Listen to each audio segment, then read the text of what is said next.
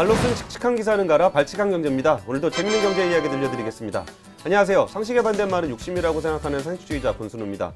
최근 금융시장은 정말 그 역사적으로 없었던 되게 정말 경험해보지 못한 일들을 많이 경험을 하게 되는데요. 그러다 보니까 우리가 되게 평범하고 당연하다고 생각했던 투자도 우리가 생각했던 거랑 전혀 정반대의 일들이 벌어지고 있는 일들이 너무나 아주 발생을 하고 있습니다.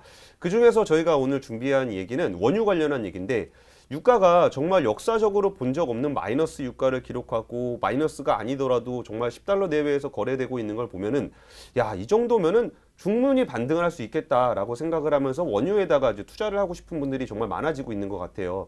그 중에서도 좀 원유에 좀 쉽게 투자할 수 있는 뭐 ETF라든지 ETN 상품을 통해서 원유에 투자하시는 분들이 많은데, 오히려 이 가운데 굉장히 큰 갈등들이 좀 벌어지고 있습니다. 그래서 증권부 조영근 기자 모시고서 최근에 이뤄지고 있는 이 ETN, ETF 관련한 원유 이야기를 해보려고 합니다. 안녕하세요. 안녕하세요. 안녕하십니까. 조 기자, 도대체 이게 일단 무슨 사건이 어떻게 일어나고 있는 건지에 대한 기본적인 개요부터 좀 설명을 좀 부탁드릴게요. 비트코인 같은 거 보면은 예. 우리나라에서 다른 나라보다 더 가격이 높게 형성됐잖아요. 예. 원래 가치보다 그냥 사람들이 투자하는 사람들이 많아지다 보니까 예. 프리미엄이 붙었다 이런 얘기인데, 예.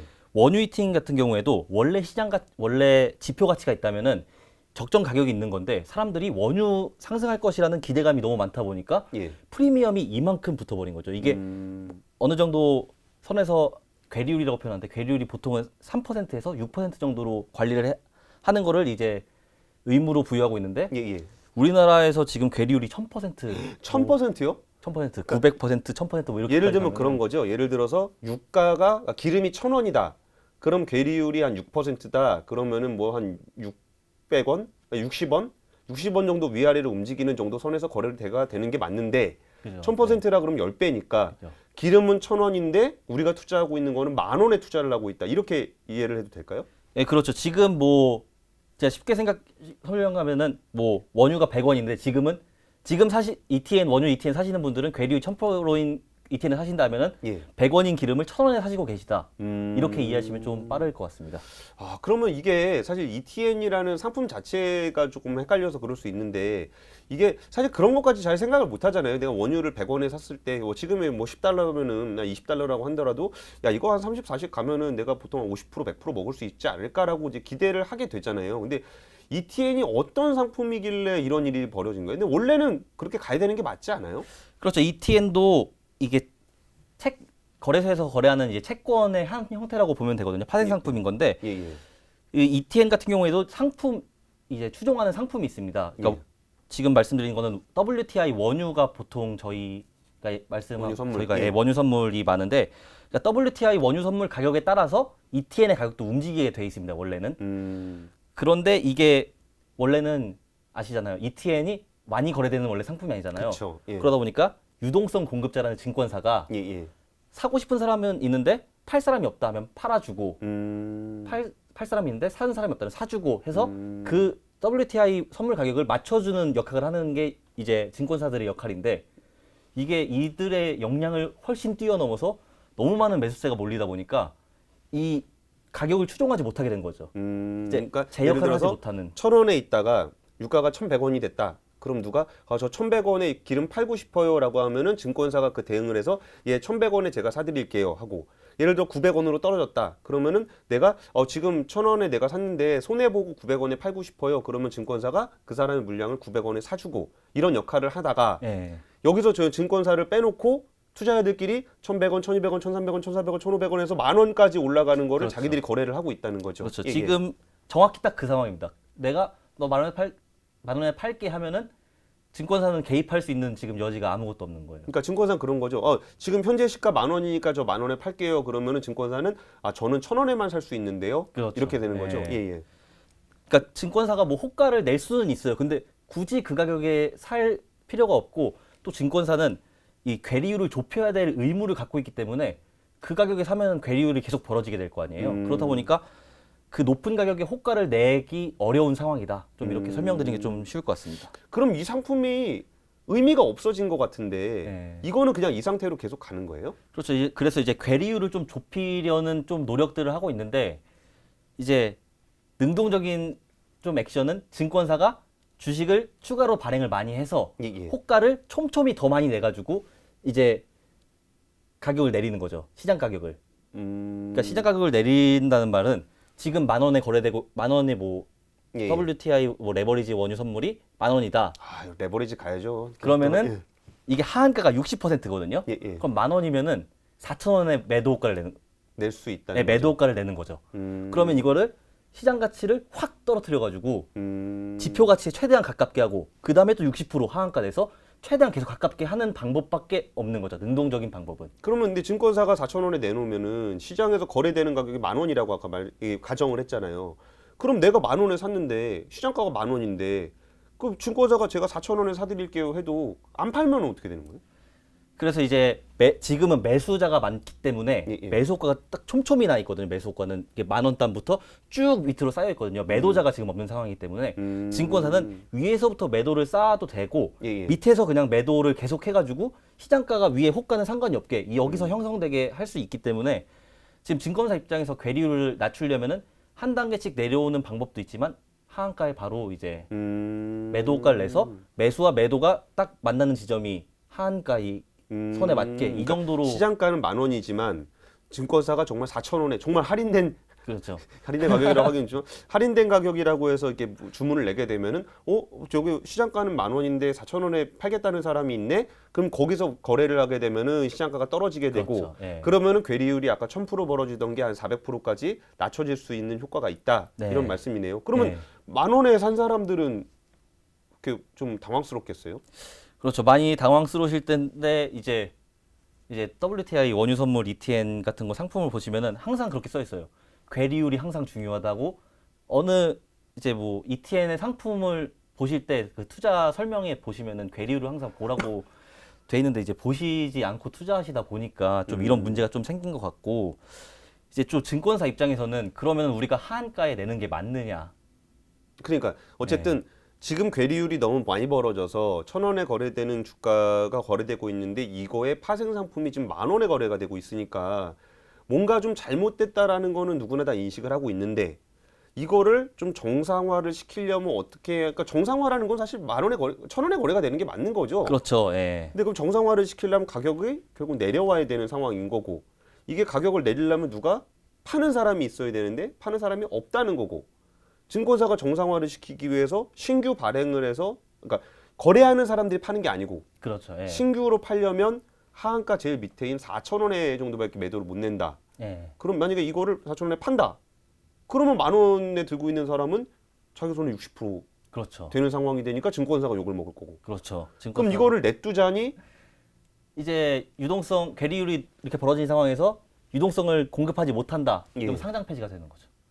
한 달 아. 정도가 유지되면 상장 폐지가 되게 이제 상장 폐지 요건에 들어있기 때문에 그러니까 정확히 말하자면은 유동성 공급자가 예. 유동성을 공급하지 못하는 상황이 한 달간 지속되면 상장 폐지 조건에 해당한다. 이렇게 볼 수 있거든요. 그러면은 가만히 있을 수도 없는 거네요. 그렇죠. 가만히 있다 보면은 이게 상장 폐지가 되면은 상장 증권사보다도 폐지되면 어떻게 돼요? 그러니까 예를 들어서 뭐 1,000원짜리 돼 있는데 10,000원이 돼 있는 상태에서 상장 폐지가 된다. 근데 주식 같은 경우는 상장 폐지가 되면 이제 휴지 조각이 된다라고 많이 생각을 하게 되잖아요. ETN 같은 경우는 상장 폐지가 되면 어떻게 돼요? 뭐 이제 지표가 원래 1,000원인 게 10,000원에 거래되고 있다. 근데 이게 상장 폐지가 된다. 그러면은 내가 10,000원에 투자한 사람도 1,000원을 돌려받게 됩니다. 아. 지표 가치 기준으로 돌려받게 되는 거죠. 그러다 보니까 뭐 내가 뭐 8,000원에 샀건 10,000원에 샀건 지표 가치가 1,000원이면은 상장 폐지가 되는 순간 1,000원으로 돌려받는 것. 그러니까 한 주당 1,000원이어야 하는 거죠. 그러니까, 그렇죠. 그러니까 예. 1,000원이라는 게 고정된 가격은 아니겠지만 예, 그렇죠. 예. 이 유가 예시로, 선물, 예. 원유 선물에 매칭돼 있는 그 가격이 기본 펀더멘탈 가격이고 여기서 내가 얼마에 샀는지 그러니까 얼마에 샀는지가 중요한 게 아니라 그러니까 예를 들어서 내가 500원에 샀다.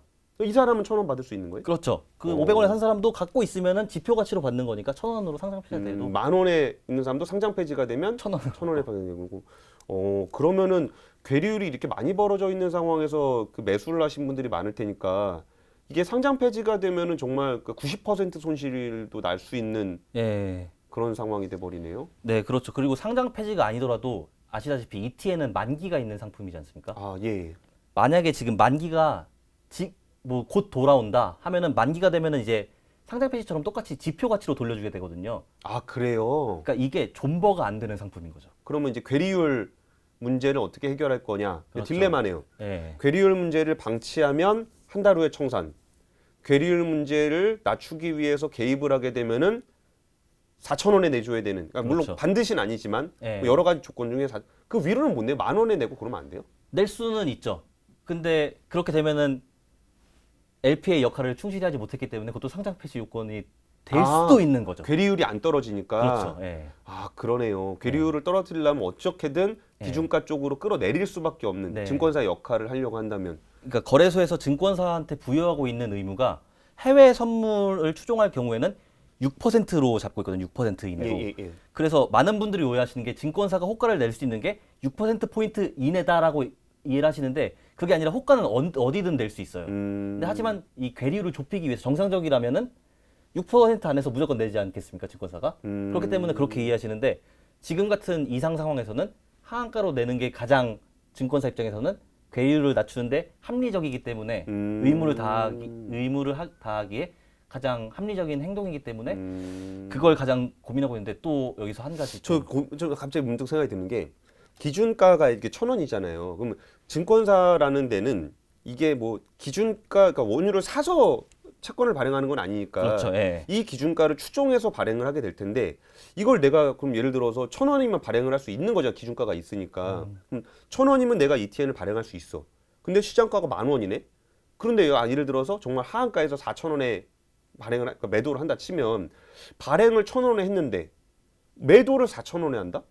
그러면 증권사가 그 돈을 벌 수도 있는 건가요? 네, 그러니까 정확히 얘기하자면은 저희 우리나라에서는 발행사랑 유동성 공급자가 같기 때문에 발행가는 약간 액면가라고 좀 생각하시면 좀 편하실 거예요. 예. 그러니까 발행은 주식의 액면가 같은. 예, 그렇죠. 주식의 액면가랑 비슷한데 10,000원으로 정해져 있거든요. 예. 그러니까 그런 발행 회사가 10,000원에 발행을 해서 유동성 공급자가 10,000원에 사줍니다. 예. 근데 우리나라는 증권사가 똑같기 때문에 이게 상관이 없는 거죠. 예. 뭐 10,000원에 발행했건 10,000원에 샀건 이건 중요치 않고 결국에 그럼 주식을 발행을 했을 텐데 예. 10,000원에 뭐 발행을 하고 10,000원에 사서 이제 뭐 주식이 추가로 뭐 100주가 있다. 예. 이렇게 하는데 4,000원에 매도를 한다. 예. 근데 지금 그렇게 하다 보면은 괴리율이 좁혀지면서 지표 가치로 내려오면서 1,000원에 비슷해질 거 아닙니까? 예. 그럼 그 상황이 이제 좀 정상적인 상황이 되면은 1,000원에 거래가 되면은 매도한 사람이 있을 테고 그럼 거기 매도한 사람이 들어오고 거기다가 또 1,000원에 팔 수도 있고 예. 1,000원에 사서 팔고 막 그러니까 4,000원이랑 그 지표 가치 사이에서 이득은 얻을 수 있는 거죠, 증권사가. 아, 그러면 이게 맞는 거네요. 그러니까 기준가가 1,000원이니까 물론 그게 딱 떨어지진 않겠지만 지금의 시장가가 너무 높게 형성되어 있는 상황에서 발행가는 기준이 정해져 있는 거고 그럼 거기서 생겨나는 차액을 증권사가 받을 수도 있을 수도 있다는 거네요. 네, 그렇죠. 받을 수 있다 정도로 표현할 수 있는 게 지표 가치가 어떻게 변동될지도 또 모르는 거고 또 발행할 때 이제 발행 비용이라든지 관리 비용, 위험 이제 리스크 관리 비용 이런 것들도 재해 봐야 되겠지만 진짜 단편적으로 이것만 본다면은 계산을 해봤을 때 이득을 보고 있다. 이렇게 만약에 유동성을 그 가격에서 낸다면 보고 있다. 이렇게 표현할 수 있을 것 같고 그래서 증권사들이 지금 고민이 굉장히 많은 거예요. 그러네요. 증권사 입장에서도 이게 LP 역할을 못하고 있으니까 역할을 하기 위해선 발행을 해야 돼. 발행을 하려면 괴리율을 낮춰야 되니까 예를 들어서 4,000원에 발행을 내보내 매도 주문을 내. 그러면은 원래 지금 10,000원에 들고 있는 사람 입장에서는 저 증권사들 때문에 내 가격이 60%가 떨어졌다라고 해서 불만이 1. 두 번째는 야 저거 지들은 그 맨땅에서 종이에다 이거 써갖고 발행을 해가지고 그 기준가 대비 뭐 4,000원이라고 하면 400%를 먹었어라는 것에 대한 비판에 직면할 수밖에 없는 상황이 되네요. 그러니까 네, 이도저도 그렇죠. 못하는 거 아니에요? 가만히 있으면은 괴리율 때문에 상폐되고 그렇죠. 여기에 개입을 하게 되면 투자자들한테 욕 먹을 수밖에 없고. 네, 그렇죠. 이게 지금 되게 진짜 애매한 증권사들 상황인데 반응이 어때요? 그래서 증권사들은 일단 추가 상장을 하는데 호가 제시를 안 하고 있어요.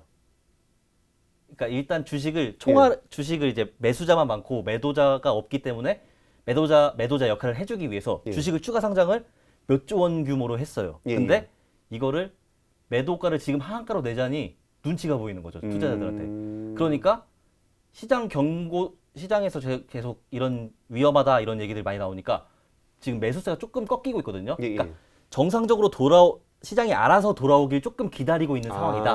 이렇게 그러니까 보시면 이게 됩니다. 10,000원이라는 가격이 좀 이상하다 그래가지고 난 불안해요. 내가 팔래요. 그러니까 그렇죠. 손해 보면서 네. 파는 사람들이 계속 많아지면 그 밑에서 이제 좀 더 살려는 사람들이 생겨서 거래가 체결이 되면 툭툭툭툭 떨어져가지고 좀 정상이 될 수도 있으니까 네. 좀 기다려 보자라는 거죠. 기다리면서 이제 모든 주식을 다 매도하는 게 아니라 일부 소량씩 한다고 저도 지금 취재 결과 좀 그렇게 들었거든요.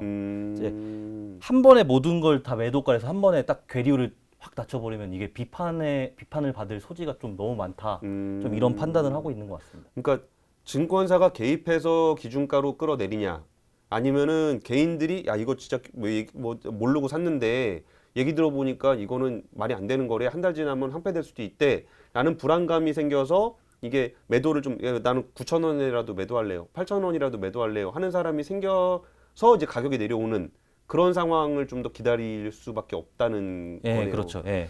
또 그리고 상장 폐지 얘기하셔서 또 추가로 또 얘기해드리자면은 예.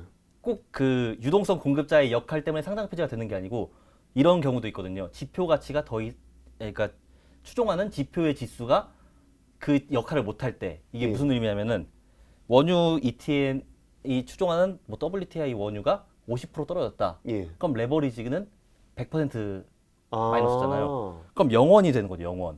그럴 수 그럼 있겠네요. 100% 손실이니까. 예. 그러면은 그 다음부터는 원유가 아무리 올라도 0 곱하기 몇을 해봤자 계속 0인 거잖아요. 아, 한번 찍고 나면 그렇죠. 오. 그렇기 때문에 이제 다른 뭐 해외 같은 경우에는 한 번 0을 찍고 나면은 이 거래일 정도를 이제 추가로 이제 억지로 이제 부양시켜서 새로 지수 산출을 다시 하는데 예. 이 상품이랑 이 상품은 또 다른 상품이 돼 버리거든요. 아. 그러니까 이 상품은 상장 폐지가 0원이 되면은 실질적으로 상장 폐지가 된다 이렇게 보시면 되고. 그러니까 예를 들어서 유가가 $20일 때 기준으로 상품을 만들었는데 이게 뭐 예를 들어서 그 레버리지 상품을 만들었어요. 예. 2배짜리. 근데 이게 $10를 한번 찍었다 올라왔어. 그러면 $10를 내려가는 순간 레버리지이기 때문에 이게 자산 가치가 0원이 되는 그렇죠. 거고. 예. 그럼 이게 다시 $15로 올라오더라도 0 곱하기 50%이기 때문에 상품으로서의 기능을 못 하게 되는 경우가 그렇죠. 생긴다는 거죠. 예. 그럼 이 경우에는 그 청산을 할 때 어떤 식으로 돼요? 이것도 똑같이 상장 폐지 요건에 딱 맞기 때문에 이제 상장 폐지가 들어가는 거고, 그러면 이것도 또 지표 가치. 근데 지표 가치가 0원이잖아요. 예. 그러면은 전액 손실인 거죠.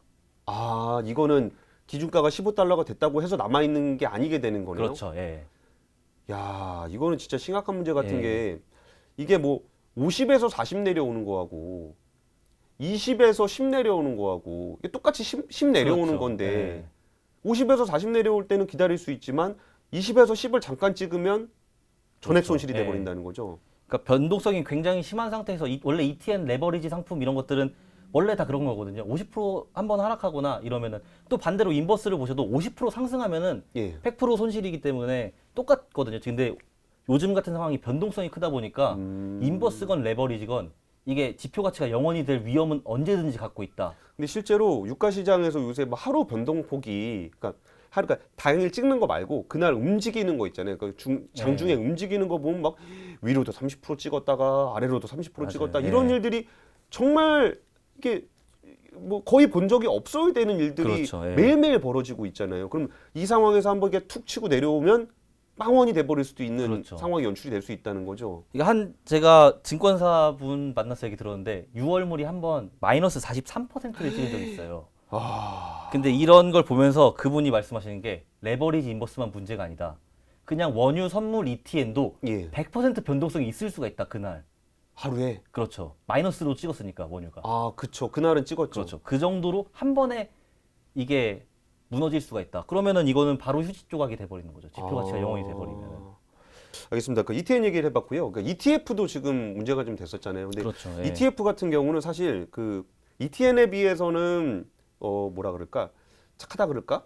약간 그런 이미지가 좀 있었어요. 왜냐하면 ETF는 레버리지가 없는데 ETN은 레버리지가 있으니까 오히려 ETN이 좀 더 투기적인 거 아니냐. 나는 조금 더 뭐 이런 표현이 부적절할 수도 있겠지만 안전하게 투자를 하고 싶었던, 리스크를 좀 덜 지고 싶어서 투자했던 사람들이 그 더블 안 가고 그냥 추종하는 ETF를 투자를 해보겠다라고 해서 했던 분들이 좀 있었는데, ETF의 성격상 어떤 문제가 생긴 거예요, ETF에서는? 지금 ETF도 뭐 원유가 워낙 변동성이 크다 보니까 이게 투자자들도 많이 몰리고 해가지고 ETF도 또 괴리율도 벌어지고 이런 비슷한 상황이 벌어졌는데요. 예.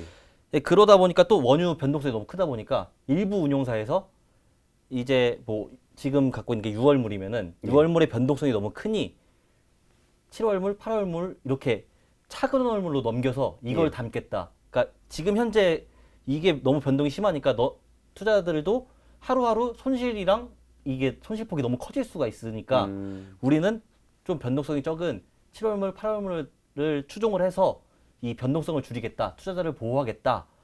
이렇게 밝혔는데 이제 투자자들은 많이 항의를 하고 있는 지금 상황인 거죠. 이게 어떤 상황이냐면 제가 잠깐 뭐 조금 조영건 기자 얘기를 조금 쉽게 설명을 하면은 이번에 4월물에서 크게 사고가 났던 부분이 4월물이 아니죠. 5월물이었나요? 그러니까 네, 이건 5월물. 마이너스가 네. 찍었던 그 상품이 5월물. 정말 그 롤오버를 안 하고 끝까지 가지고 있다가 마지막에 이거에 만기가 돼 버리면 실물 인도를 받아야 되는 그 미결제 약정들이죠. 예. 미결제 약정들이 마지막에 이거 내가 계속 가지고 있으면 기름 가져가야 된대.